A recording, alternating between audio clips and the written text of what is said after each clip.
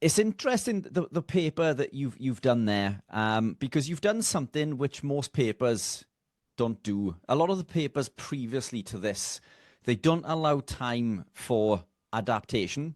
Yeah.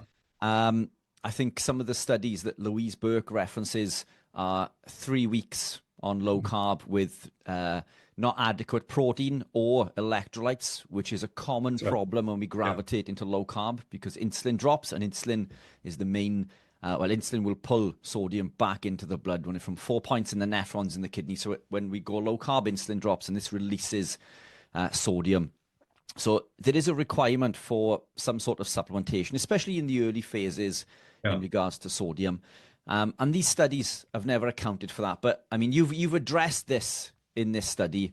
So could you talk us through how you've gone about doing this, the adaptation process and potential supplementation? Yeah, so the difference between our study and Louise's is that we did a randomized control trial. In other words, we used the same 10 people on both sides of the experiment, on all sides of the experiment. And so that was the same people. Now, what Louise did was she had a group of elite athletes, and she invited them to choose which diet they would follow. And that means it's a hypothesis generating study. It's not proved causation.